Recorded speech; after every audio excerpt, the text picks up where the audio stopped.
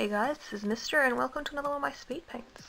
This one was an entry for a competition actually. It was a couple piece and this is actually one of the first couple pieces that I've ever drawn. So that's why I have the reference picture to the left there, because honestly having people interact physically like dancing does is quite different to what I normally do. The other couple pieces that I've done had quite stagnant poses.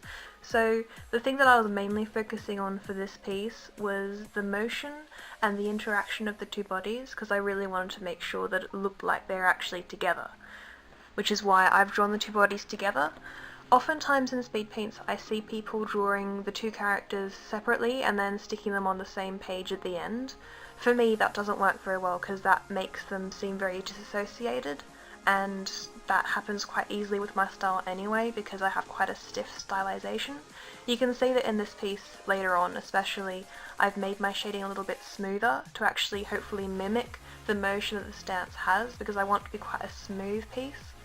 So I actually detail the faces a lot less than I usually do because I want the focus to be on the bodies, on the motion. This was a contest entry, it was a couple piece, so I've entered quite a few competitions on Deviantart actually, and probably my most important piece of advice is to have fun with it. Don't treat it as something that you're only entering purely to win. Treat it as something to have fun with, treat it as you would treat any other piece that you normally draw. Because for me anyway, if I'm overly conscious that it is a contest entry, I'll get stressed out, and if I'm stressed out, the picture won't flow for me at all and it won't turn out very nicely. And the most important thing for this is to draw something that you think that the contest owner is gonna like, but the most important thing I think is to draw something that you like, because you can't really know what someone else is gonna like about your picture, because art is something that's quite inarticulate. People might say that they like a particular style or a particular method of doing things, but they don't always necessarily know because people's opinions change. And I have actually entered competitions where people, for example, say that they want a really cute picture and I'll enter something that's really quite scary looking, and I've actually won these competitions because people like different things, people like change, and people don't always know exactly what it is that they want, especially in regards to art. So I drew something that I liked, something that I put my passion into, and I think that shows. Whereas if you're scared and you try to draw something that you think other people are gonna like, you're not 100% sure that what you're drawing is going to be liked.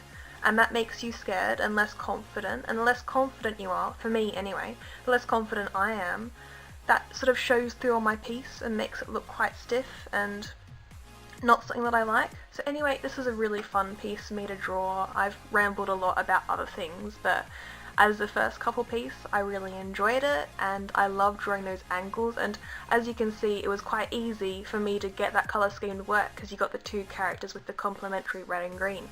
I put those headbands in to be able to sort of have those colours reflect off the couple, and that's quite romantic too, isn't it, having the other person's colour being tied in your hair and reflecting off you.